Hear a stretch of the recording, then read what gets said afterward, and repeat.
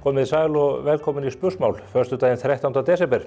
Giljagaur kom til byggða í nótt, segja börnin mér. En við gengum til kosninga 30. nóvember og það sem kom upp úr kjörkössunum var á margan hátt mjög áhugavert. Áhugaverðast af öllu var þó sú staðreynd að enginn stóð uppi sem sigurvegari, svona afgerandi, leyfi ég mér að segja. Vissulega bættu flokkar að borð við Samfylking og Viðreisn við sig, svo munaði. En þessum flokkum tókst ekki að slíta sig frá öðrum og tryggja sér hinn augljósa sess sem var þjóðarinnar.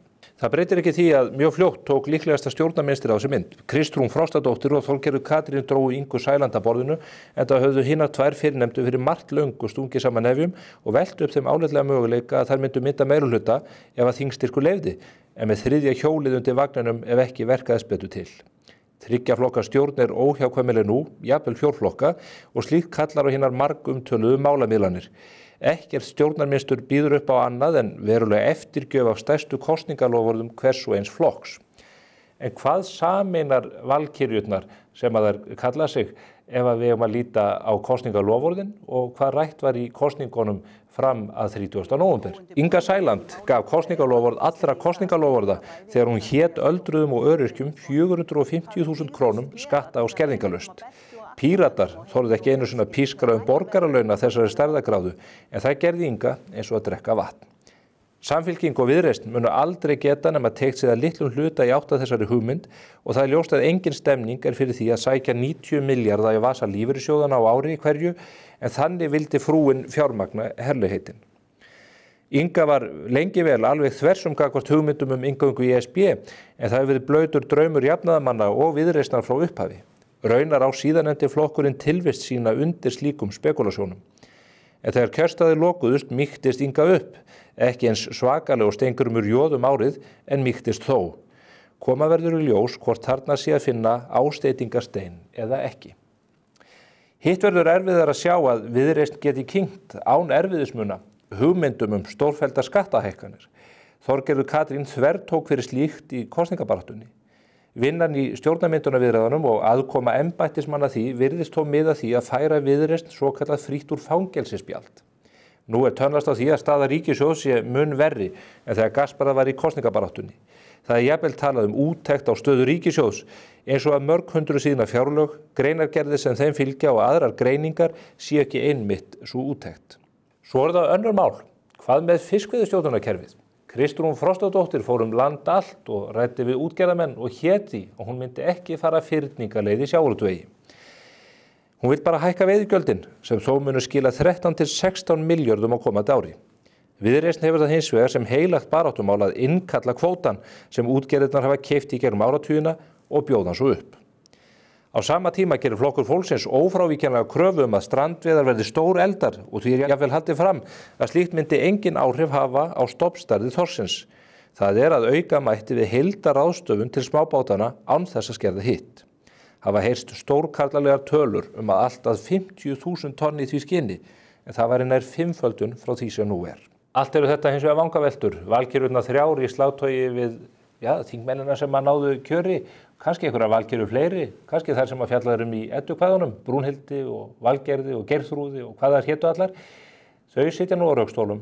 Við munum sjá einhverja niðurstöðu úr þessum meirihlutaviðræðum á allra næstu vikum. Það eina sem við skulum vona er að þetta verði allt til hagsbóta fyrir land og þjóð til lengri tíma. En talandum ríkið og umsvif þess, viðskiptaráð hefur látið að sér kveða í þessari viku. Ráðið sem gengið yfir í endurnýjun lífdaga undir forystu Björns Brynjólfs Björnssonar hefur nú gert úttekt á stöðu opinberra starfsmanna á vinnumarkaði en það er sennilega gert í ljósi þess að sífellt heyrist úr ólíkum hornum opinberra geirans að kjörin þar séu lög og í engu samræmi við það sem gengur og gerist á almennum vinnumarkaði. Framhaldsskólakennarar með 1,1 milljón á mánuði fór í verkfall og töldu illa við sig gert. Úttektin sem hér er minnst á sýnir að sérréttindi opinberra starfsmanna eru gríðarleg og af þeim togað mjög nauðsynlega þarf að taka tillit til þeirra við mat á launum milli markaða. Ekki síst þegar kallað er eftir jöfnun réttinda milli markaða. Styttri vinnuvika opinberra starfsmanna, hún jafngildir 11,1% kaupauka ofan á önnur laun. Þeir vinna 3,4 klukkustundum skemur heldur en fólki á almenna markaðnum, ekki 3,4 stundum á mánuði heldur í viku hverri. Það þýðir að það fer meira en hálfur sólarhringur í mánuði hverjum í vinnu á almenna markaðnum sem að opinbera markaðurinn sleppur við. Veikindarétturinn enn ríflegri. Opinber starfsmaður á rétt á 95 veikindadögum eftir 1 ár í starfi. Hvernig ætla þessi með einkageirann? Það eru dagarnir 24. En það ekki nóg með að rétturinn sé ríflegri, hann mun meira nýttur. Þeir eru 100% fleiri veikindadagarnir hjá opinberu starfsmönnum en þeim sem eru almenna markaðnum, 16 á móti 8. Og starfsöryggið, maður minn. Löggjöfin opinber störf með því móti að forstöðumenn láta sjaldnast verða því að segja fólki, hvort sem það í hagræðingarskyni eða vegna þess að fólk standi sig ekki í starfi. Getur það í alvörunni verið svo að þau sem veljast til starfa hjá hinu opinbera standi sig bara alltaf vel og eigi alltaf tilkall til stöðu sinnar? Auðvitað það ekki þannig.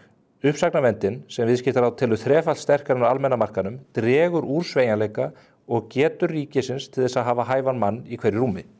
Og svo það orlofið.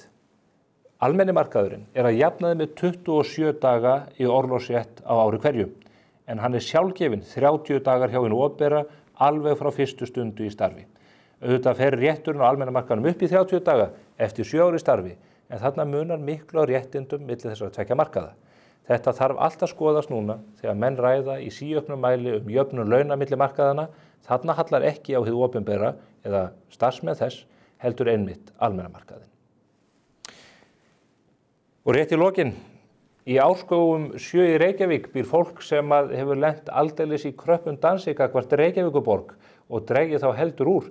Ég fór í vettvangsleiðangur þarna til að skoða nýja vöruskemmu, 5 hæðir. Hún hefur ekki verið reist í túnfætinum hjá þessu fólki. Hún hefur nánast verið reist á svölunum hjá þeim. Og maður velti fyrir sér, fyrir hverja eru borgaryfirvöld að vinna þegar svona í pottinn búið.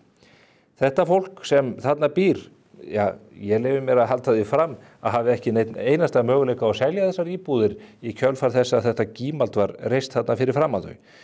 En maður veit ekki, við höfum verið að reyna að ná á leiðtogana í borginni, Einar Þorsteinsson, hvar Dóra Björt, við ættum kannski að heyra í Degi B. Eggersinni. Vandinn sá að það næst bara ekkert í þau út af þessu máli. Mögulega það vegna styttingar vinnuvikuna sem að þau búa við eins og aðrir opinberir starfsmenn, en kannski það vegna þess að þetta mál með hreinum ólíkindum. Þetta hefði aldrei gerst í bakgarðinum hjá þeim sjálfum. Fallegur fatnaður fyrir börn á öllum aldri. Englabörn Kringlunni og englabörn.is. Hjá Kólumbusævintýraferðum leggjum við áherslu á góða fararstjórn og skemmtilega upplifun. Umfram allt viljum við uppfylla væntingar okkar ferðalanga þannig að þeir njóti ferðana með eftirminnilegum hætti. Við förum víða. Kólumbusævintýraferðir. Að lokinni yfirferð ýmislegt sem hefur gengið á vikunni, þá eru komnir hér mjög góði gestir til þess að halda þeirri iðju áfram. Það eru þau Ragnar Jónasson og Yrsa Sigurðardóttir. Þetta fólk sem þarf ekki að kynna. Við höfum öll lesið bækurnar eftir þau og erum enn að því. Velkomin, bæði tvö. Takk fyrir. Þið virkið bara ekkert úttauguð eða þreytt og að rithöfundar eða má samkvæmt barmið sér á þessum tíma yfir álagi, upplestri, kynningum, áritunum og öðru slíku. Nei, náttúrulega það löngu búið að skrifa bækurnar, þannig að fyrir okkur vinnan búin. Nú þetta bara skemmtilegt. Já, álagið eru skrifin. Já, í rauninni, en samt ekkert álag, þetta er alltaf gaman. Já, þið að gefa út Sigurðarbókina, það kemur út, bara ein bók á ári frá ykkur báðum. Þið hafið haft það sem reglu á ykkar höfundaferli. Er það ekki svona nokkuð Jú, það bara alveg. Jú, bara einu ári, jú. Þetta er 15 bækur hjá þér. Já. Og 26 bækur. Þið hafið þáttu ólíkt lagað og sér það ekki, hvenær það að klára bækurnar? Heyrðu, þessa bók kláraði ég bara í vor og sem var óvenju seint fyrir mig. Vor sem leið? Já. Mér er svona betra að vera aðeins, hafa tíman fyrir mér og vera þá bara geta byrjað að hugsa næstu bækur, en Yrsa, þú ert búin miklu öðruvísi. Nei, ég kláraði þess í október. Núna í október? 20. október, já. Okay. Þannig að ég er þveröfugt, ég vinn svona best eiginlega þegar ég er komin í smá pressu og kremju með tíma. Útgefandinn er sennilega svona hrifnari allavega á þessu tíma. Ég myndi halda það, já. Það er alveg ómögulegt að ná sambandi við Yrsu, bara frá ágúst fram í október. Við erum að plana bókmenntahátíðir og fleira á þessum tíma og hún er bara algjörlega offline. Allt í hershöndum? Já, allt í hershöndum, já, alltaf. Er það breyta hlutum bara fram á síðustu stundu? Nei, sko, ég vinn þetta líka öðruvísi, sko. Ég skil þess ekki öll í einu lagi, ég skila kafla fyrir kafla bara. Það þannig? Já, og þá vinn ég mér tíma til að geta skrifa svolítið inn í bara prentvélina. En þú skrifar þá frá síðu 1 og til loka? Já. Og þú vinnur þetta í Excel-skjölum eins og frækmálið? Það er ekki rétt? Það er ekki rétt, nei. Ég leik og forvitna á að vita, að ég hef lesið margar af þessum bóka ykkar. Þrýtur ykkur aldrei hugmyndaflug að nýjum morðum? Ég meina, það er engin tveir einstaklingar í Íslandi sem hafa jafn mörg mannslíf á samviskun og þið. Nei, ég eiginlega ekki, ef ég var alveg hreinskilinn. Ég var eiginlega alveg til að gera 2 bækur á ári, af því að það er endalausar hugmyndir. Og það er eiginlega bara skortur á tíma og að ég skrifi bara ekki meira. Mér finnst þetta mjög skemmtilegt að koma svo blað öllum þessum hugmyndu sem ég fæ. En ertu með katalóg þá bara af hugmynd? Ég sko, ef ég fæ hugmynd þá sendi ég mér e-mail í símanum og subjectið er hugmynd og svo get ég bara fundið þetta sko þegar ég að vinna. En ég man þetta allt og þetta er svona púslast saman. Þú veist, nú hitti ég þig og þú segir eitthvað skemmtilegt einn dag og það kveikir eitthvað hugmynd sem er kannski alveg, þú veist, sem kemur í óvæntri átt sko. Og svo geimi hana bara hjá mér og hún mun kannski koma í bók eftir 2 ár eða 3 ár. Þannig að ég geti sagt eitthvað skondið eða skemmtilegt hér, eitthvað hugvekjandi og eftir 2-3 ár þá verð ég myrtur á síðum bókaðina. Nákvæmlega, það er þannig sem þetta gerist. Og ekki í fyrsta sinn. En hjá þér, Ísa, er þetta eru náttúrulega fleiri bækur hjá þér? Er ekkert að gringa í hugmyndabókanum? Nei, sko, það sem ég gerir er að hoppa svolítið á milli, stekka á milli, sko. Þannig að sumt eru seríu, sumt eru bækur sem eru bara upp á endu og þeir karakterar kom ekki meir. Hryllingur, glæpir, sko, þannig að maður heldur sér ferskum svolítið með því að vera ekki alltaf að skrifa um það sama. Ekki alltaf um sömu persónu. Draugar til dæmis, já. Svo er þetta bara, því miður, þá er sko, hræðilegir atburðir, það er eiginlega bara sko endalaust hyldýpi af alls konar. Af hryllingi. Af hryllingi, já. Þannig að þetta er uppspretta sem er bara, tekur engan endi heldur. Við erum með aðeins ólík svona áhugamál. Þú veist, mitt er meira þessi Agathu Christie, gamlar glæpasögur og Yrsa er, þú veist, hræðileg morð og við vorum í Bandaríkjunum í vor og á bókmenntahátíð og ég var með börnin mín með og við vorum að keyra heim á hátíðinu og við ætlum að fara í svona á Vestlæðis með börnin og Yrsa var að sjá að stýra með svona Google Maps og lóðs okkur í mollið. Og eftir klukkutíma síðan þá erum við komin, nema þá hafði hún óvart slegið inn húsið úr myndinni Amityville Horror. Já, og við vorum komin með 2 börn. Í staðinn fyrir að fara í moll vorum við komin á hús þar sem einhver hryllileg morð voru framinn. Raunverulega, já. Þetta er Yrsa í hnotskurðu. Sko. Já, ok, þannig að það sem þú ætti að betta mér á að ferðast ekki með Yrsu. Já, það er yfirleitt að segja að segja. Já, aldrei ferðast með Yrsu með börn. En að því að þið nefnið uppspretta nú, auðvitað gerast líka hræðilegi hlutir í okkar samfélagi. Við erum að fjalla og það hefur gengið hér morðalda, leyfi mér að segja, yfir á Íslandi með alls kyns málum. Eru þetta mál sem að þið sjáið, það er ekki rétt að tala um tækifæri, en sjáið þið yrkisefni í þessum veruleika sem við búum við, eða er þetta meira abstrakt? Sko, þetta er meira abstrakt. Maður vill alveg, síðan sem maður vill er að fara sko að skrifa um einhvern raunverulegan harmleik, sko. Og það sem þetta svona gefur manni, sem höfundi og líka lesendum held ég, er að það er svona þetta loforð að sá illmennið fái á baukinn í lokin. Það verði eitthvað svona uppgjör þar sem að þú getur svona verið sáttur lesandi við endalokin. Og það er ekkert alltaf í raunveruleikanum, sko. Því að það er ekkert, þó að eitthvað náist og þú veist, þá er alltaf þetta, hinn látni er farinn, kemur ekki aftur og þetta er bara, mér finnst kannski svona, morðið í raunveruleikanum verður meira svona sorg en glæpasögur gera meira út á svona spennu og bara svona uppgjör. Þetta sé ykkur veruleikin alveg í raun. Já, ég myndi ekki vilja skrifa.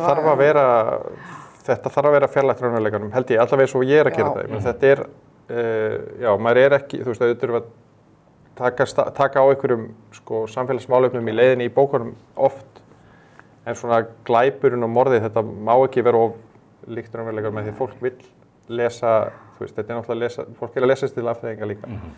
Og sko á stríðsárunum til dæmis voru sko glæpasögur Bretlandi Bandaríkjunum mjög vinsælar. Vegna þess að þetta var einhvern veginn öðruvísi veruleiki, þetta var ekki raunverulegt, það voru glæpir, þetta var hræðilegir hlutir að gerast í kringum alla sko, en menn gáttu síðan lesið sko einhverja Agathu Christie bók, það sem einmitt eins og Issa segir, það einhver glæpur og hann svona leystur snirtilegan hátt í lokin og það bara önnur tilfinning, fólk að lesa bækur held ég ekki til þess að lesa raunverulega. Leið til að flýja? Já, aðeins, já. Raunveruleikinni hins vegar sá að þú ert búinn á þessum langa og farsælega ferli að selja 6 milljónir bóka, 5 milljónir hjá þér. Ég nú bara að hugsa umhverfisverndarsamtök, fara þau ekki að reyna að beina spjótur sínum á fólki eins og ykkur? Þetta að kosta hér heilu skólendin við heiminn. Mikið af þessu eru rafbækur, Stefán. Já, hljóðbækur. Já, það er sama fólk vill ekki að við séum að framleiða rafmagn til þess að setja knýja þær á það. Já. Hvað hátt hlutfall, hver hlutdeild rafbóka orðið í þessum markaði? Ekki svo mikill á Íslandi, það verður svo hlaupið yfir bara rafbókina hér sko. Farið í hljóðbók? Já, fór beint í hljóðbók. Bretland og Bandaríkjunum, þá þetta, ég veit ekki, þú veist, þetta stór hluti, ég veit ekki nákvæmlega hlutfalli, en það 10%? Já, og það er í rauninni allt Amazon, þetta er allt Kindle. Já, salan þar, þeir eiga þann markað alveg þar en önnur lönd eru náttúrulega bara með gamlu góðu bækurnar meira. En svo hljóðbækurnar hér, við sjáum bara öll þessi hljóðneysla í gegnum hlaðvörpin og í gegnum hljóðbækurnar. Finnið þið fyrir því, er fólk mikið að fara í gegnum þessa texta ykkar í gegnum eirað? Mjög mikið, já. Og það sem að hljóðbækurnar hafa gert gott held ég er að gera svona gamlar bækur aðgengilegar. Þær hafa náttúrulega oftast verið bara á bókasöfnum eða á bókamörkuðum. Jólabóka er bara ný stuttan tíma og svo fer fólk og þú veist, gleymir þeim einhvern veginn, það koma kannski kilju og svona, en það sem hljóðbækurnar hafa gert það er allt í einu getur þú fundið allan baklista höfundarins. Þú lest einhverja jólabók og vilt vita, þú veist, hvað sem búinn að skrifa í áður og þá ferðu bara að hlusta á það. Það er, þú veist, það er aðgengilegt. Það er jákvætt, en grundvöldurinn það, sko, því að rithöfundar geti lifað á Íslandi og gefa út bækur er þetta jólabókaflóð, það er sannleikurinn. Þetta er ekkert mjög flókið. Það er þessi jólabókasala heldur þessari stétt á lífi. En svo auðvitað margir sem líta, eða rithöfundar sem líta öfundaröfum til ykkar því að ykkar markaðir eru einmitt erlendis. Ég fylgist með ykkur á samfélagsmiðlum og í fréttum annað og þið eru eins og útspýtt hönskin allar koppagrundir heimsins að ræða glæpasögur, kynna bækurnar ykkar árita og annað þendur. Já, ég er ekki á samfélagsmiðlum, ég er á samfélagsmiðlum, ég er bara svo hræðilega. Ég bregður eiginlega meira fyrir, það sér þig í slagtogi þegar það skoða draugahúsin í Ameríku. Já, akkurat. Nei, þetta er náttúrulega, það er algjör forréttindi að fá að bækurnar séu seldar og lesnar erlendis. Og eitthvað sem hvarflaði aldrei að mér þegar ég byrjaði að skrifa þetta sem áhugamál fyrir 15 árum. Og maður tekur því aldrei sem sjálfsögðum hlut og það er bara ótrúlega gaman að fara og hitta lesendur og fá tækifæri til þess og að þetta, að menn sé að lesa íslenska bókmenntir erlendis, það er ekkert sjálfgefið og að íslenska bækur séu þýddar á alls kyns tungumál og þetta er mikið ævintýri. Landkynning og þetta er landkynning. Einhver fróður landsins, út úr landsins. Algjörlega, ég held að hver einasta íslenska bók sem selst í útlöndum er kynning á landinu og kynning á öðrum bókmenntum og öðrum listformum. Því fólk les eina bók og það vil lesa aðra og það vil síðan koma og skoða sögursviði. Talandi bókmenntir, þú greifst hér úr bókahillunni, ég veit að þú átt mikið þessa bóka, Ragnar, svona hugmyndir að eldri bókum, af því að þú heldur þeim auðvitað á lofti líka. Þú hófst þinn rithöfundar eða höfundaferil í þýðingastarfi á Agathu Christie bókum, byrjaði ekki á því bara 15-16 ára? Jú, 17 ára. 17 ára, þá varst í því.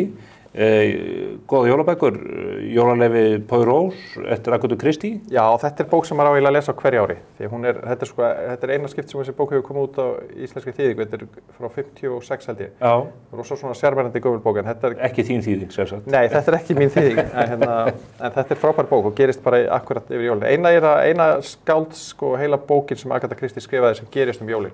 Já. Hefðu nú mátt vera fleiri, en mjög... Það þarf að fara endurútgefa þetta? Það þarf að gera það, The Man Who Came to Dinner. Já, þetta er leikrit frá 1940 eitthvað cirka og þetta er mín uppáhalds jólamynd. Þetta var kvikmynda með Betty Davis sem svona gafamynd og hérna frábær. Þetta einmitt hérna svona fjölmiðlamann, svona útvarpsmann á þessum tíma sem að kemur í mat til fólks í svona litlum smábæ en hrasar á leiðin inn í húsið og slasar sig og þarf að eyða jólunum með þeim og þetta er mjög skemmtileg saga. Hljómar ótrúlega spennandi. En svo hér annað þýtt skáldverk sem eiginlega söguleg skáldsaga. Já, þessa þekkjum við. Ein af mínum uppáhaldsbókum, ég les þessa bók fyrir hver einustu jól. Já. Gunnar Gunnarsson og Aðventa.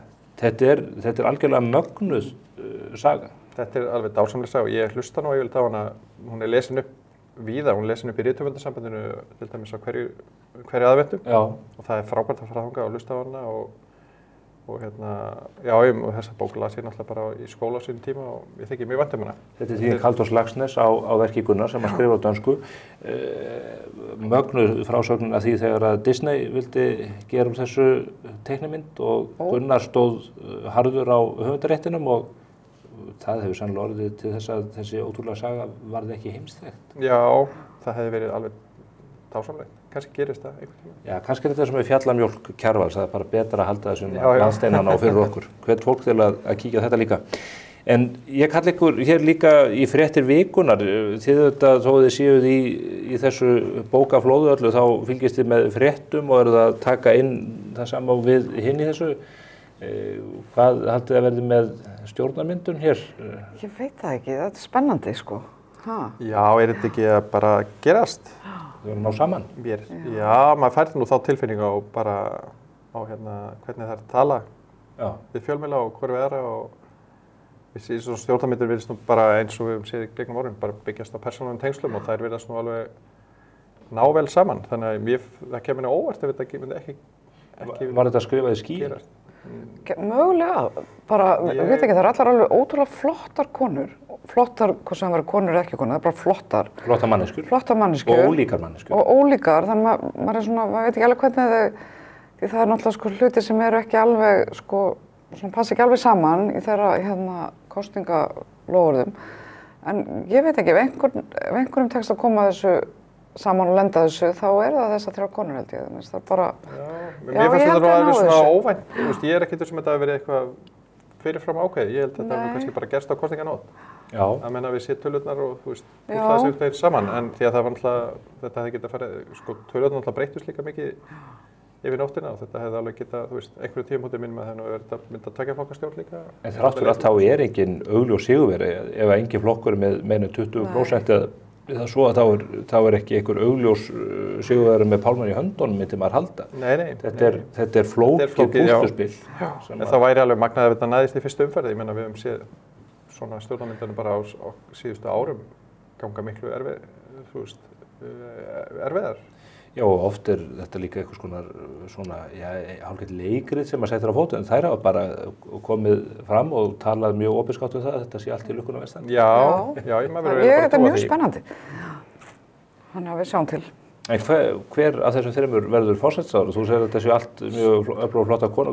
Hver væri þinn óska forsætisráðherra? Sko, ég myndi halda bara út frá bara atkvæðum, þá það Kristrún. Það held ég að sé finnst mann eðlilegt, ég veit það ekki. Ég giska á Þorgerði Katrínu. Hún er alltaf líka frábær. Það er nú kannski eina af þessum þreymur sem ég þekki persónulega og veit að hún myndi standa sem ég vel í þessu. En ég held nú reyndar að hún líka hafi kannski svolítið pálmann í handólfi því hún getur nú kannski farið í annars konar viðræður líka. Þannig að strategist held ég kannski á sér manneskan sem tekur. Svo hefur maður alltaf líka dæmið eins og Katrín, hún var ekki með flest atkvæðin, þannig að það getur alltaf bara allt gerst í þessu. Já, allt er umsemjanlegt augljóslega.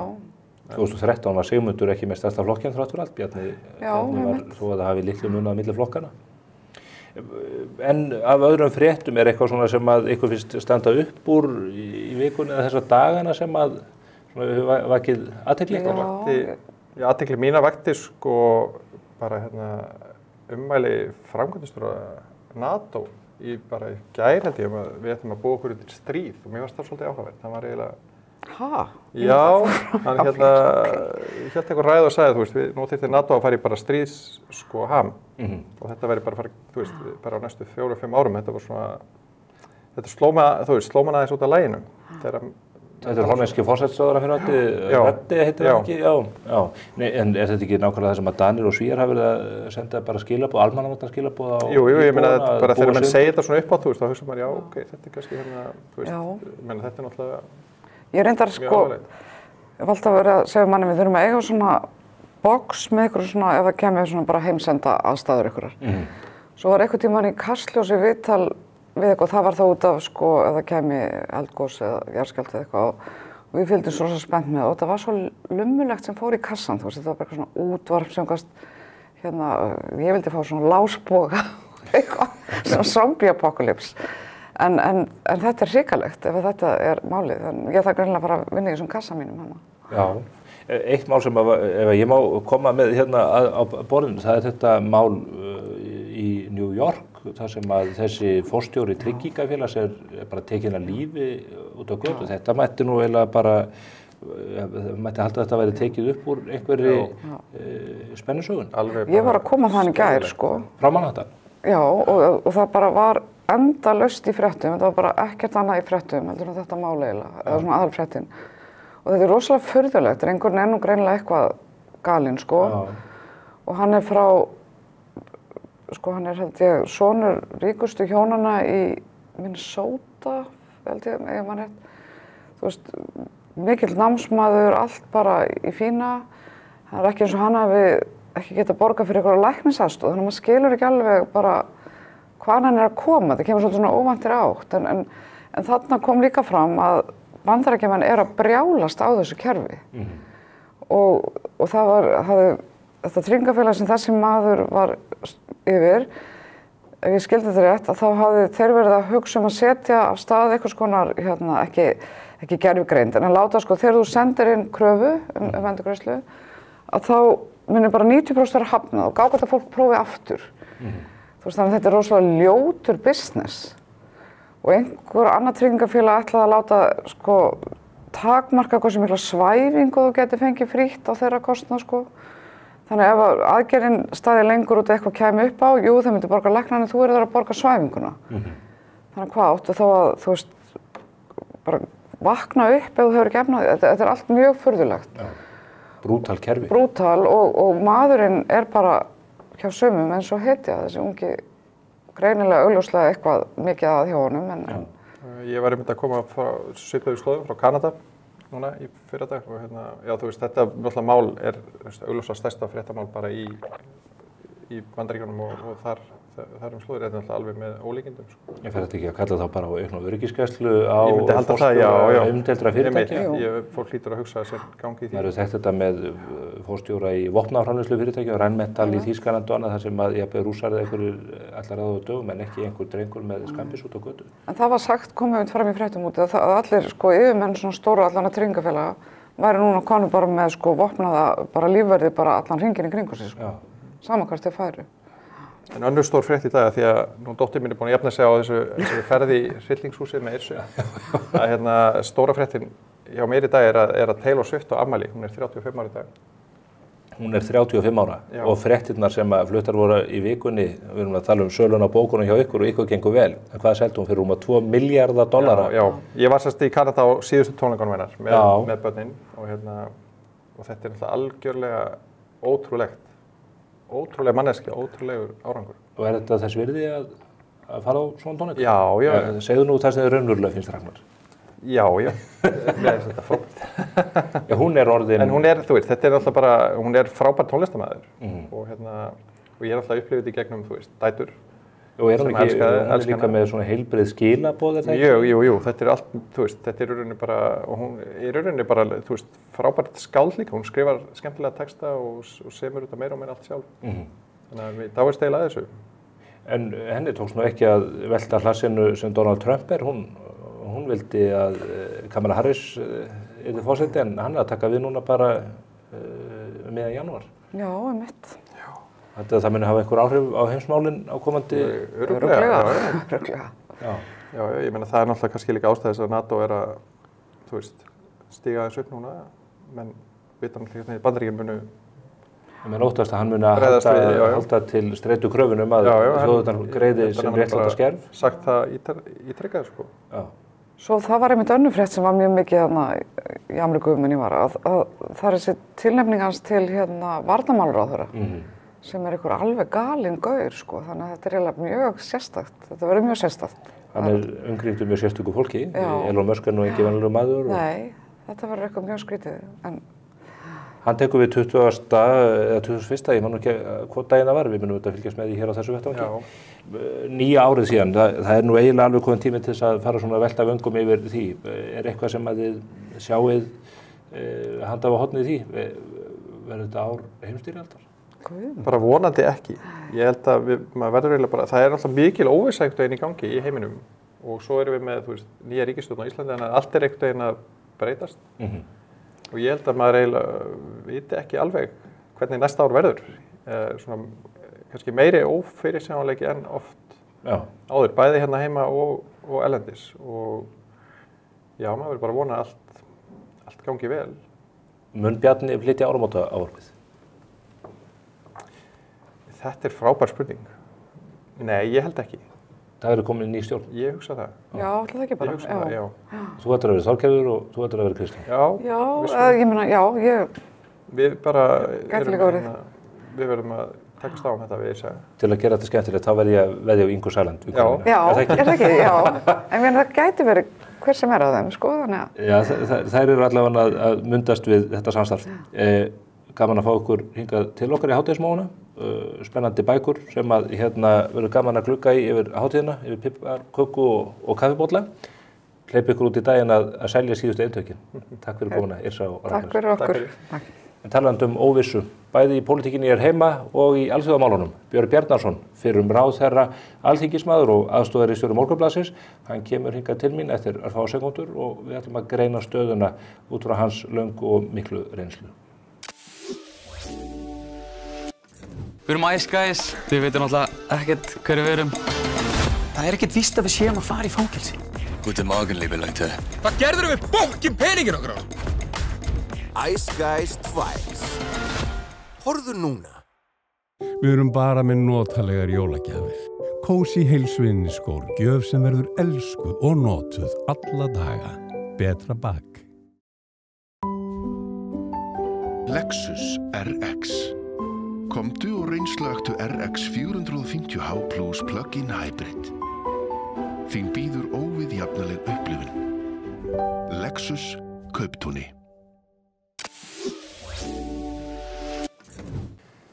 Það var komin hingað til mín, Björn Bjarnason, fyrrum ráðherra, alþingismaður og eins og ég nefndi áðan, aðstoðarritstjóri Morgunblaðsins til margra ára.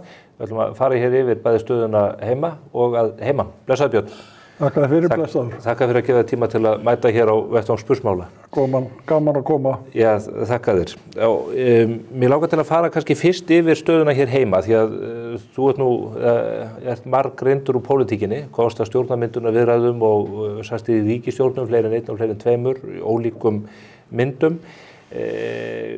Byrjum á kosningunum. Hver finnst þér eða boðskapur eða niðurstöður þeirra vera? Megin niðurstaðan er náttúrulega svo að það færðist fylgi til hægri. Það er greinilegt að fólk vill ekki vinstri mennskuna, hafnar VG, hafnar Pírötum, hafnar sósíalistum og Samfylkingin hafði fært sig mjög til hægri til þess að ná nýju fylgi og síðan verða kosningarnar eins og niðurstaðan eins og hún er. Það má náttúrulega fara yfir einstaka flokka en ef ég líti á heildarmyndina þá finnst mér að vindarnir hafi blásið í hægri seglin og það eigi að sigla núna þjóðarskútunni til hægri ef að menn taka mið af kosningum. Framsóknarflokkurinn færði sig til vinstri og galt afhróðu þetta.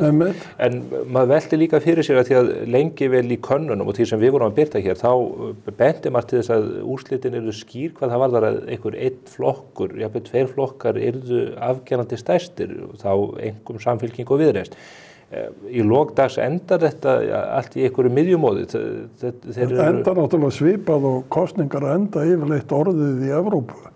Það eru svona tveir flokkar í kringu 20% og svo hinn er minni. Það er mjög sjaldgæft að við sjáum núna flokk í Evrópu fara mjög hátt upp og við sjáum stöðuna í Frakklandi núna, stjórnarkreppa, því að þar eru allir á þessu 20 og mínus og því bili og það myndast ekki neinn ný stjórn, það verður fróðlegt að sjá hvern Macron gerur á forsætisráður í dag og í Þýskalandi 3 flokka stjórn, það sem allir á þessu bili líka, það hætt að þessir stóru flokkar þar fari yfir 30%.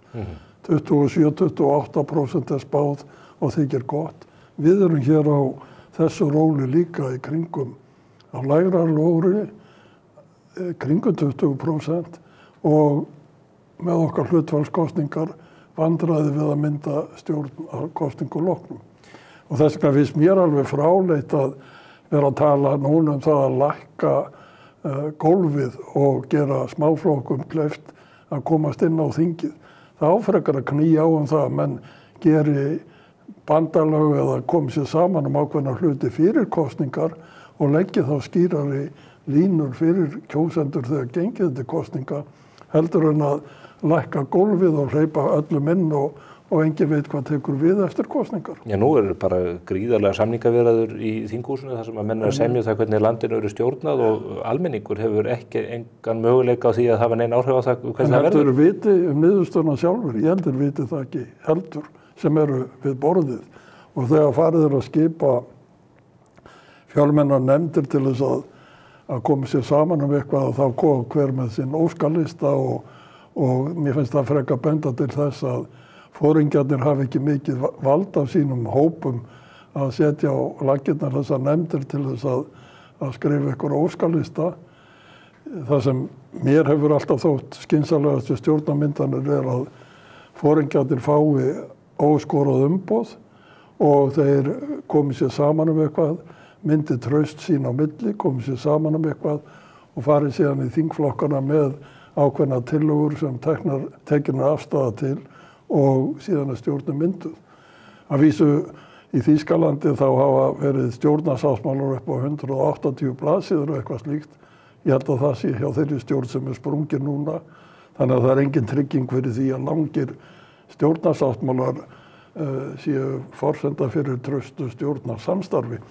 Hins vegar held ég í þessu tilviki sem við erum að tala núna vegna þess meðal annars hvað það var óljóst margt í kosningabaráttunum stefnuflokkana og vegna þess hvað flokkarnir eru mikið í kringum einstaka persónur frekar heldur en kannski málefni hér að þá sé nauðsynlegt fyrir þessa flokka að koma sér niður á mjög skýra stefnu í ákveðnum málaflokkum sem þið geti þá unnið eftir í staðan fyrir að skilja það eftir opið þannig að þetta ákveðin þverstæða í þessu samtali sem fer núna.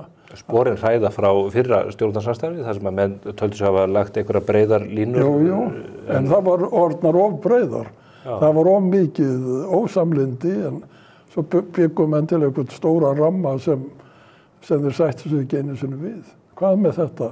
Hvað með loforðin sem ég held að þetta sé við stöndum frammi fyrir útgjaldastjórn og skattahækkunarstjórn. Þeir geta ekki aukið útgjöldin eins og lofa var af vinstri arminum í þessu samstarfi án þess að hækka skattana.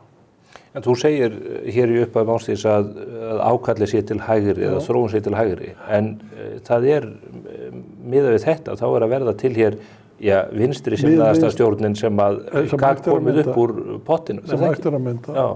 Og ég hef þá trú að eftir að vinstri grænir og píratar hverfa að þá séu element innan samfylkingarinnar sem vilji færa sig til vinstri til þess að ná í þetta fylgi.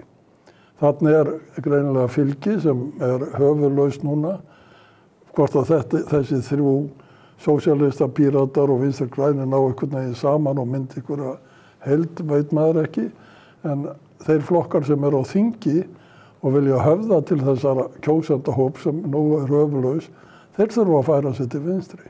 Og þess vegna held ég að það sé ákveðin tilhneiging innan samfylkingarinnar örugglega að vera lengra til vinstri heldur en voru í kosningunum til þess að ná þessu fólki til fylgis við væntanlega ríkisstjórn og við flokkin líka og að draumurinn sameinaða stóra vinstriflokkin gegn sjálfstæðisflokknum geti fæðst upp úr þessu. Það hlýtur að vera ákveðin straumur innan samfylkingarinnar í þá átt. Össur Skarphéðinsson, sem nú einna helstur ráðgjöfum Kristrúnar, hefur nú lengi haft þann draum, heitast hann. En þessi 3 flokkar sem að, annarkvort duttu út af þingi eða komast ekki inn, við höfum ekki dæmi þá sögunni að flokkar sem að dett út af þingi komist aftur inn. Þetta yfirleitt dauðadómur yfir flokkstarf af þessu tagi þegar þetta verður örlögin. Yfirleitt þetta flokkar sem hafa litla rætur, en við verðum nú að viðurkenna að VG hefur mjög djúpar pólitískar rætur. Ég las eitthvað þar að ræturnar ræðu 84 ár tilbaka til kommúnistaflokksins, og það hefur sameinað flokkinn, ýmislegt hefur sameinað flokkinn, meðal annars andstæðan við NATO og í varnarmálunum, það hefur sameinað þetta fólk í þessum flokki. Katrín Jakobsdóttir sem forsætisráðherra fór náttúrulega alla leiðtogafundi NATO og undirritaði grunnstefnu NATO og var í hópnum sem mótaði þá utanríkisstefnu sem hefur verið fylgt undanfarin ár á vettvangi NATO og í öryggissamstarfi við Norðurlöndin. Þannig að þótt að flokkurinn hafi ekki getað ályktað utanríkismál á flokksþingum sínum, skila bara auðu, að þá hlýtur það líka að hafa stuðlað að því að það væri óeining innan flokksins að hún skyldi ganga svona langt innan NATO og orðið svona yfirlýstur forystumaður í bandalaginu við alla þá hernaðaruppbyggingu sem verið hefur á undanförnum árum og við höfum kynnst hér.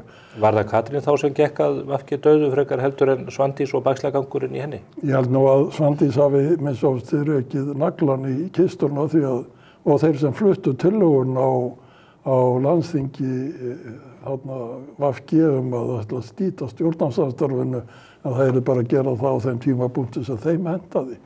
Þetta var náttúrulega vitlausasta tillaga sem maður hefur séð á landsþingi, og að formaðurinn skuli síðan koma og tala sem að þetta er bara eitthvað sem við, en við verðum sjálfa ákveða hvenær öxin fellur. Þannig að þetta var náttúrulega mjög undarlegt, og ég held að þetta hafi nú gert að lokum útslagið það að menn sáu að þessum hópum fólks var ekki treystandi til þess að fara með stjórn landsins. Það var nú einn af flutningsmönnum þessara tillögu sem stendur hún uppi með pálmann í höndunum, orðin formaður VFR fyrir alla þessa atburðarás. Já, það er skrítið. Halla Gunnarsdóttir. Halla Gunnarsdóttir, hún er komið þarna í forystu sæti í VFR eftir að hafa flutt þessa tillögu, og Ragnar Þór hljóp inn í flokk fólksins, þrátt fyrir allar yfirlýsingar hans að hann ætlaði að stofna eigin flokk.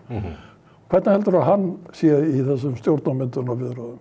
Hvernig heldur að hans sjónarmið nái fram að ganga í þessum viðræðum? Ég get rétt ímyndað mér það. Nei, ég ímynda mér að það gerist ekki. Þannig að það er svo margar spurningar sem vakna þegar menn fara aðeins niður fyrir yfirborðið.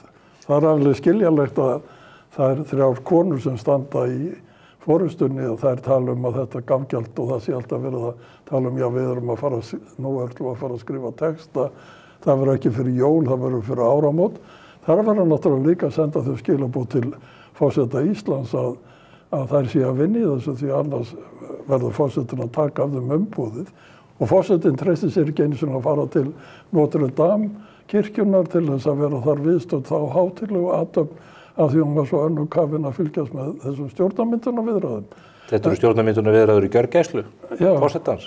Það verður að líta til þess. Forsetinn getur ekki veitt ótakmarkaðum sett ótakmarkuð tímamörk í stjórnarmyndun. Það hefur aldrei gerst. Það verður að rapportera til hans, og það verður að sýna fram á eitthvað sé að gerast. Og það er hluti af þeim fréttum sem við heyrum núna, að fyrst var sagt að það verður fyrir jól, svo allt í einu sagt að það verður fyrir áramót, en það sýnir að það er algjör óvissa í þessu. Ekki vinnaður mikið yfir jólinn sjálf, það vitum við allavega.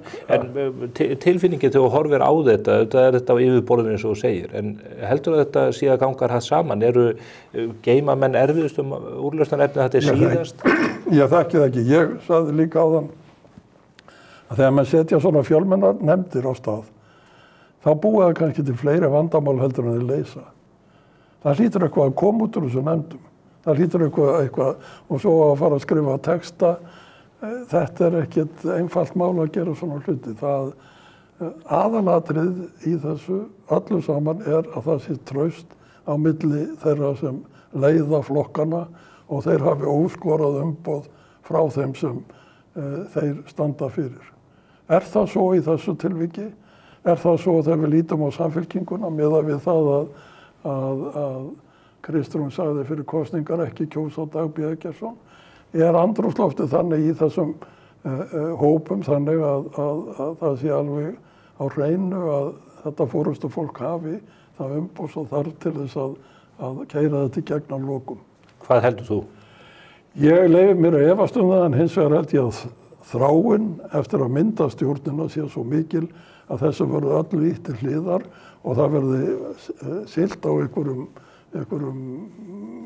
við höfum eftir að sjá frasana en það sé tímabundið þá logn í samstarfinu og síðan reyni á erfiða hluti þegar lengri komið af því að það hafi ekki verið nýttir allir hnútar þegar frá samstarfinu var gengið.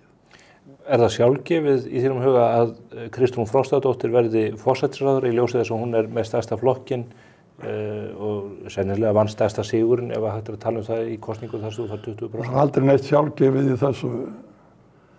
Það bara samkomulega eins og allt annað. Hún sagði náttúrulega að hún vildi gjarnan verða fjármálaráðherra. Þetta bara kemur í ljós. En ekki forsætisráðuneytið slík freisting fyrir stjórnmálamann að ná á toppinn? Ég tala ekki í fyrstu atrennu eins og í hennar tilvikið þarna.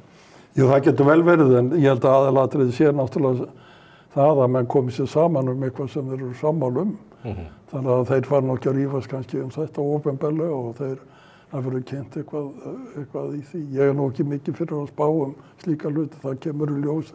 Það kannski eitthvað sem verður geymt fram á síðustu stundu. Hagnast allir flokkarnir á því að mynda þessa stjórn? Maður heyrir sérstaklega í tilviki Þorgerðar Katrínar að margir hennar kjósenda hafi búist við því að hún myndi halla sig frekar til hægri með við málflutninginum að ekki yrðu hækkaðir skattar og annað í þeim dúr. Hún á þetta sögu, þið voru samverkamenn í Sjálfstæðisflokknum. Við sátum í ríkisstjórn og hún satt í hrunstjórninni svonefndu 2007 til 2009 og við vorum áður saman í ríkisstjórn og höfum átt gott samstarf. Ég hef alltaf litið á hana sem frjálslynda hægri manneskju. Og mér finnst að Viðreisn svona, ef þú horfir á þýsku stjórnmálin, að þá finnst mér Viðreisn svona eins og frægi demokraten og frjálslyndi demokratar í Þýskalandi sem alltaf verið kynntir ef þú hlustar á BBC business friendly. Já. Og eru kynntir sem sagt og það hafi verið vandræðin. Þess vegna hafi þessi stjórn sprungið núna í Þýskalandi á því að business friendly frjálsi demokratin, hann vildi vera mun hægri sinnaðri heldur en vinstri sinnaði sósíaldemokratin. Þannig að þess vegna sprakk stjórnin. Og ég hef alltaf litið þannig á að Viðreisn sé svona eins og þessi flokkur í Þýskalandi, hann líberal flokkur sem Evrópusinnaður sem vill vera vinur viðskiptalífsins og koma til móts við þau öfl í samfélaginu sem eru frjálslynd í viðskiptum og hagnaðardrifin. Þess vegna er algjörlega nýr stimpill á flokkina ef hann ætlar að fara í stjórn með flokki fólksins og Samfylkingunni. Og hann næra hann fram þessu markmiði sínu að hafa þjóðaratkvæðagreiðslu það hvort við eigum að fara í aðildarviðræður við ESB. Ég hef oft veltið fyrir mér, af hverju leggur þetta fólk ekki fyrst til tillögu breytingu á stjórnarskráni. Við getum ekki farið í ESB nema að breyta stjórnarskráni. Á að fara með okkur í þjóðaratkvæðagreiðslu sem í bága við stjórnarskrána. Ef að niðurstaðan verður svo að það að fara í aðildarviðræður og sækja aðild að ESB, þá að vera að veita umboð til að gera eitthvað sem brýtur í bága við stjórnarskrána. Ekki miklu nær að taka slaginn það að breyta stjórnarskráni, að þingið fái heimild og stjórnvöld til þess að gerast aðilar að samvinnu eins og Evrópusambandið í staðinn fyrir að vera að tala þjóðaratkvæðagreiðslu á þess ræða þetta mál. En heldur þau séu sammála þér í því að það þurfa að breyta stjórnarskránni? Þau tala dálítið eins og þetta sé bara breiður vegur. Það allir sammála það. Það hefur hvergi komið fram neinn ágreiningur það meðal stjórnmálamanna að það sé hægt að ganga í Evrópusambandið og þess að breyta stjórnarskránni. Og það deilurnar hafa verið það hvort að EES-samningurinn rúmast inn á stjórnarskránni eða ekki. Og menn hafa sagt, jú, hann gerir það, en ef við stígum eitt skref í viðbót gagnvart ESB-samstarfi þá þurfum við að breyta stjórnarskránni. Þessi flokkar hafa allir verið þeirra, ég veit ekki Ingu Sæland, ég þekki ekki hennar afstöðu því, en sem flokkar og sem stjórnmálamenn, þá ef þú spyrum flokkar sem stjórnmálamenn, þá hefur þetta fólk verið þeirra skoðunar að það verða að breyta stjórnarskránni. Þú nefnir Evrópusambandið, færum okkur aðeins yfir á alþjóðasviðið. Það hafa auðvitað verið hver stórtíðindin á fætur öðrum sem hafa komið upp hér á síðustu árum, auðvitað innrásin í Úkraínu, rís þar hæst, stríðið á Gaza, hryðjuverkið 7. október 2023. Núna helgina fall Bashar al-Assad, auglæknisins, ég leyfi mér að segja ógeðþekka í Damaskus. Brá þér í brún búin að fylgjast með þessum málum auðvitað? Það kom mér á óvart að þetta skildi gera svona hratt. Það skildi að byrjast 27. nóvember, menn í Aleppo, menn sem hafa verið í skjóli Erdogans Tyrklandsforseta. Hann hefur alla tíð haldið verndarhendi yfir þessum hópi manna sem allt í hennu fór á stað 27. nóvember og tekur síðan Damaskus 8. desember.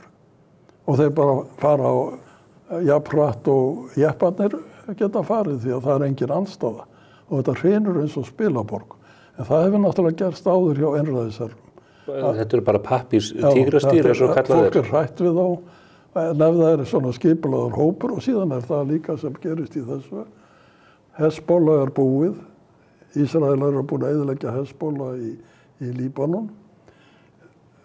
Pútín hefur engan þrótt, hann allur einbeitið sér að Úkraínu. Hann getur ekki beitt neinu hervaldi, hann minnir svolítið á þegar Berlínarmúrinn hrundi, þegar Gorbatsjov hafði sagt við þá stjórnendur kommunistana í Austur-Þýskalandi, ég get ekki hjálpað ykkur, þið verður að leysa vanda eitthvað sjálfur, ég hef engan mátt til að hjálpa ykkur. Þetta svona svipað. Þarna einræðisherra sem treystir á stuðning Rússa og Írana, Hezbollah, allir þrír eru lamaður, má segja. Og hann einn og hann líka ekki neitt. Hann bara eitthvað spilaborg og hrynur og núna komin til Moskvu í skjól Pútins. Zelenský sagði, hvert fer Pútín? Ef að Assad getur leitað skjóls hjá Pútín, hvert fer Pútín? Því það getur náttúrulega það sama gerst líka og menn að skrifa það að efnahagurinn í Rússlandi sé orðið svo slæmur að það minni helst á það bara síðustu daga Sovétríkjanna. Það kunna að gerast og við kunnum að verða vitna því að það verði svona eitthvað, gerist eitthvað svona í Rússlandi. Ég ekki að spá því það af því að Kínverjar eru komnið svo mikið þarna inn og þeir hafa ekki hagað því að Rússland falli saman eins og Sovétríkin gerðu. En þetta á einhverjum svona punkti. En það má segja líka frá því 5. nóvember að Trump var kjörinn forseti, þá hefum við orðið vitni að einhverjum straumum innan Þýskalands, í Frakklandi, í Sýrlandi, í öllu þessu umhverfi sem þannig að við erum kannski komin inn í eitthvað nýtt ferli, einhver þáttaskil hafa orðið sem við erum að upplifa en áttum okkur ekki á hvaða afleiðingar hefur. Ég held líka að það sé rétt að það hafi verið mistök þegar litið tilbaka hjá þeim sem stóð að baki því að Hamas greip til þessara ódæðisverka í Ísrael. Það sem hratt þessu öllu af staðir? Já, sem hratt þessu öllu af stað. Að það hafi verið mikil mistök og strategísk útreikningarnir algjörlega rangir að halda að slíkt voðaverk yrði til þess að Ísraelar bara drægi sig í hlé einhvern veginn og ekkert gerði á þessi, af því þegar þú lítur á netið sem Íranir hafa byggt í kringum Ísrael, Hútar í Jemen, Hezbollah í Líbanon, Hamas á Gaza og síðan Sýrlendingar með Rússana á bakvið sig. Þetta allt í einu horfið. Þetta bara búið. Það ekki, og svo menn að undrast að Ísraelar fari eitthvað með skriðdreka inn í Sýrland til þess að tryggja stöðu sína betur eða eyðileggja efnavopn og noti tækifærið til þess að eyðileggja vopnabúr sem mest. Ég meina, það liggur í hlutarins eðli. Þetta stríðsástand búið að vera þarna og þetta hluti af því stríði þar sem Rússar eru núna, og spurningin núna, halda Rússar flugvellinum og höfninni við Miðjarðarhafið í Sýrlandi eða ekki. Ef þeir missa það, sem getur gerst, en óvíst þá missa það líka tengslífi til Líbíu og þá missa það líka tengslífi til Afríku, svæðisins fyrir sunnan Sahara sem þeir hafa verið að búa, þar sem þeir hafa búið sig með Wagner hópnum og öllu þessu. Tengingarnar eru þarna í Sýrlandi. Já, og þetta tengingi, þeir verða að hafa þennan punkt til þess að geta farið á þessa staði. Og þetta eina aðgangur þeirra að hafsvæði í söðurhluta Evrópu og Miðjarðarhafi fyrir utan síðan Svartahafið og við veitum hvernig Úkraínumenn hafa eyðilagt. Það allt í klessu, Svartahafsflotinn. En hvað með þessi svæði, hver gæti komið í veg fyrir að þeir hefðu aðgang að þessu flugvelli annað? Væri það Tyrkir eða væri það þessi nýju? Þessi nýju stjórnendur í Sýrlandi náttúrulega þegar þarf að semja við þá og Tyrkir standa bak við þá. Það sem að lesum að Tyrkir, hvað gera þeir næst? Bandaríkjamenn eru í norðausturhorni Sýrlands með Kúrdum. Kúrdar ráða yfir olíu. Þessi stjórn núna, hún fari einhverjar olíulindir, en Kúrdar í norðausturhorninu að þeir eru öflugir og bandaríkjamenn hafa þar einhverjar 900 hermenn og einhverjar orrustuþotur og annað slíkt, þannig að þeir standa með þeim.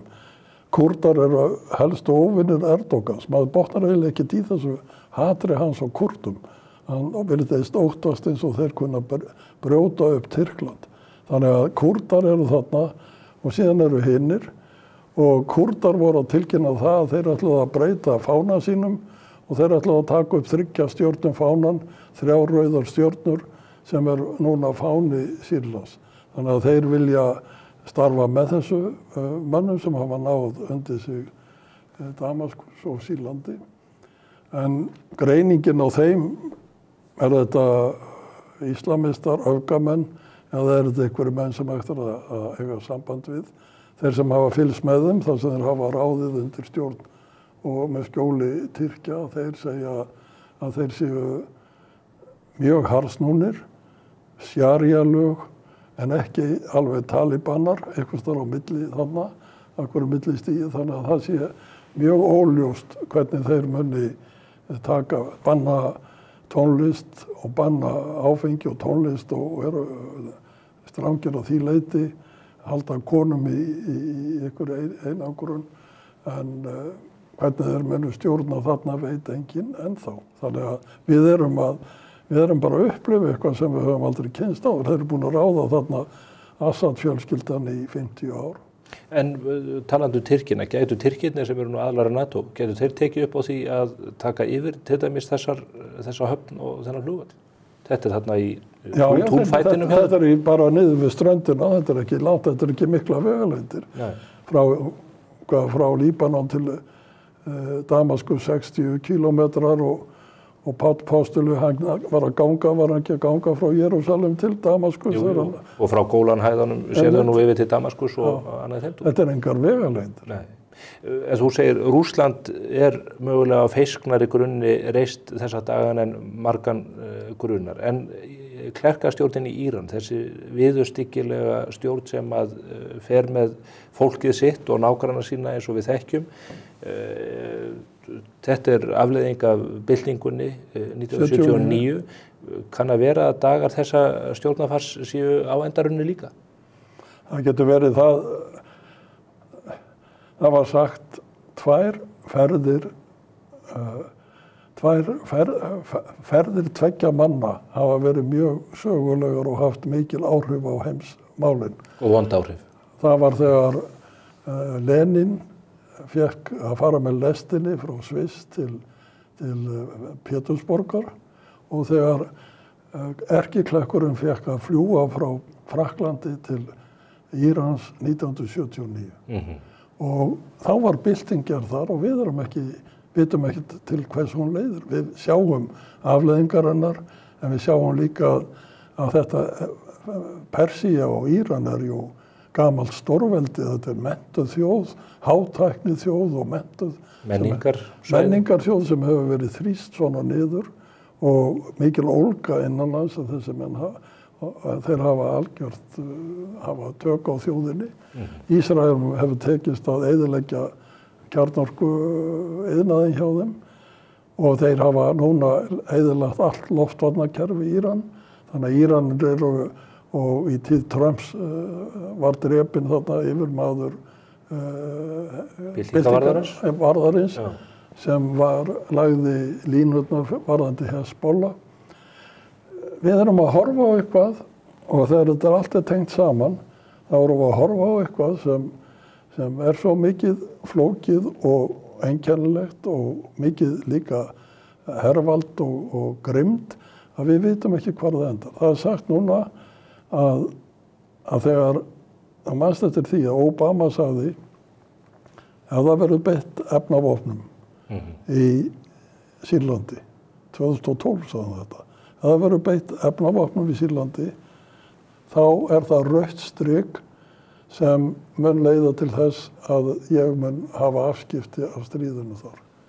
Efnavopnum var beitt 2013, hann hikaði og lét síðan þingið bara gerðist ekki neitt.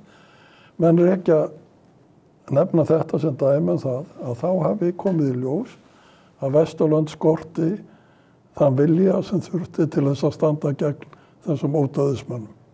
Þetta kunni hafa haft þau áhrif að Putin ákvað að fara inn í Krím og taka Krímskaga. Hann hafði metið á þannig að það vantaði þann viljastyrk á Vesturlöndum að dygði til þess að svara honum á þann veg sem hefði átt að gera þegar litið tilbaka þegar hann gerði þetta. Núna erum við í þeirri stöðu að það verið að velta fyrir sér friði í Úkraínu og ef að sá friður verður ekki samið hann á þeim forsendum að Úkraínumenn fái aðild að NATO eða fyrirheitum aðild að NATO að þá hann einskisvirði. Og það hefur komið ljós í öllu þessu að aðeins ef þú hefur mikinn öflugan fælingarmátt þá hefur áhrif á þessa menn sem hika ekki við að beita valdi til þess að ná sínu fram. Og það það sem Ísrael hafa sýnt. Þetta hefur mannslífum, tugum þúsunda mannslífa að vera fórnað. En Ísrael hafa sýnt við höfum viljan og máttinn til þess að verjast og þið rétt ráðið í hvað þið gerið gagnvart okkur. Og það hluti af því að þessi spilaborg hrynur. Svipað verður að gerast líka ef að menn ætla að semja frið í Úkraínu. Það verður að fylgja því eftir með mjög öflugum stuðningi við Úkraínumenn í vopnum og pólitískum stuðningi sem miðar að aðild þeirra að Atlantshafsbandalaginu og Evrópusambandi.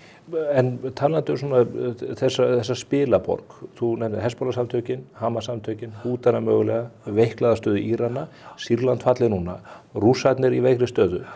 Það sem hefur verið að teiknast upp bara allra síðustu vikum og mánuðum, bendir það ekki til þess að það eru minni líkur en meira á því að átökin í Úkraínu breiðist út. Pútín hefur ekki burði til þess að fara að berjast á fleiri vígstöðum í Eystrasaltinu, gagnvart Finnum, Svíum, Norðmönnum sem að þó virðast vera lafrættir yfir þeim möguleika. Sjáðu nú til. Ef að hann tapar í Úkraínu og fer á vestanveg í Úkraínu, hvað á hann eftir?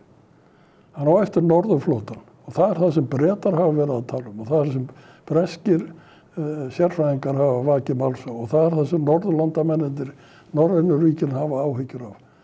Það voru tvær freigátur og Norðurflótanum niðri í Miðjarðarhafinu og voru þar við æfingar og skutu flaugum það bil sem þetta gerðist eftir 27. nóvember.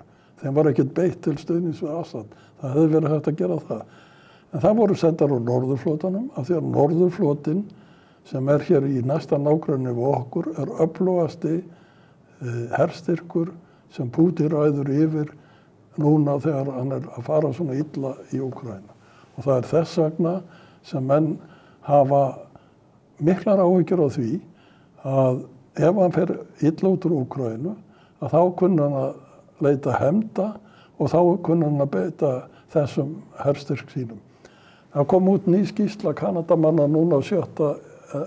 desember stefnu þeirra í norðurslóðamálum og öryggi norðurslóða. Fyrsta sinn sem þeir gefa út slíka skýrslu þar sem þeir lýsa miklum áhyggjum yfir þessu og yfir því að Kínverjar hafi líklega komist lengra inn á gafl hjá Rússum heldur en Rússum sé kært en verði að þola vegna þess að þeir eru komnir á fótum fram fjárhagslega og geta ekki nýtt auðlindir sínar í norðri.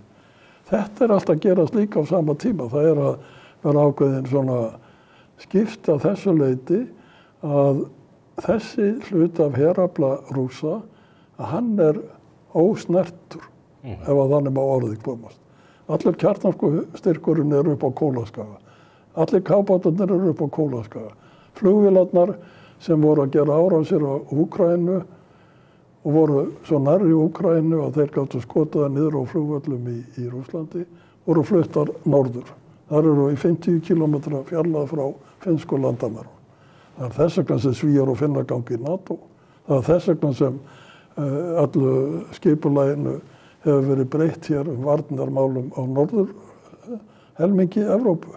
Það þess vegna sem Íslendingar eru komnir aftur í þá stöðu að þeir þurfa að taka annars konar ákvarðanir öryggismál heldur en það hafa nokkur tíma þurft. Þannig að þetta það ekkit enga lokið fyrir því líkur og ef að menn einræðisherrar sem verða undir, ef að Assad hefði haft afl, þá hefði hann beitt í og verið grimmur, en hann hafði það ekki. Pútín hefur þetta. Þannig að menn þarf að þrjóta örendið í alvörunni áður en að hættan úr það ekki? Eða, ég meina, það líka hluta af þessum vandamáli það að það ekkert kerfi í þessum löndum til þess að skipta forystumenn. Nei. Það engin ferli. Nei.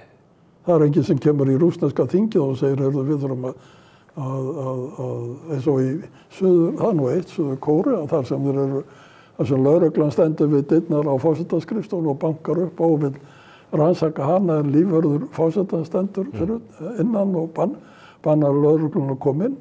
Þar þó hægt og menn að vona á morgun laugardag verði samþykkt ákæra á hendur forsetanum og hann settur frá. Það ekkert svipað í gangi í Rússlandi. Það alltaf bara dásemd og dýrð alltaf þegar við tala Pútín. Talat þennan breytta veruleika á norðurslóðum, heldur að þessu öryggismál komist eitthvað að borðinu í stjórnarmynduna viðræðum valkyrjanna þriggja? Ég efast það. Viðreisn eins og hafði mjög skýra stefnu, hefur mjög skýra stefnu, þú lest þeirra kosningastefnuskrá, þá mjög skýra stefnu öryggis- og varnarmál og þessi mál. Þannig að vonandi halda þeir því til streitu. Ég veit ekki hvaða stefnu samfylkingin hefur í raun eða flokkur fólksins, ég hef ekki hugmynd það. En Ísland verður náttúrulega, það sagt, Ísland leggur land undir liðsafla og Ísland leggur þetta mörkum. Við verðum að leggja miklu meira mörkum. Og ef þú lest skýrsluna sem utanríkisráðherra gaf út núna fyrir kosningarnar, að þá sérðu það að hún fjallar alveg gjörbreytta þáttöku Íslendinga í töku ákvarðana það sem að gerast í okkar heimsluta. Og við erum miklu virkari þáttakendur í öllum þeim fundum og öllum þeim stofnunum heldur en nokkru sinni fyrr og höfum mjög ríka pólitíska ábyrgð og sá sem fer með utanríkismálin, hann verður að líta á þau öðrum augum heldur en menn hafa gert lengi. Líka held ég að við verðum að huga að aðgerðasviðinu. Það er ekki hægt að hafa þetta eins og það að utanríkisráðuneytið gerir samning við Landhelgisgæsluna að sinna þessum daglegu verkefnum. Það verður einhvern veginn að setja lög það að þessi ákvarðan að taka sér skýrari og hlutverk Landhelgisgæslunnar að þessu leyti sé betur skilgrænt. Þetta þurfum að fara yfir í lengra máli við gott tækifæri Björn. Tíminn á þrotum hjá okkur en þakka þér kærlega fyrir þetta góða spjall og ég óska þér gleðilegra jóla. Sömuleiðis, þakka þér kærlega. Það var ekki meira á vettvangi spursmála þessa ágætu viku, en við verðum hér á sama tíma viku liðinni, síðasti þáttu fyrir jól.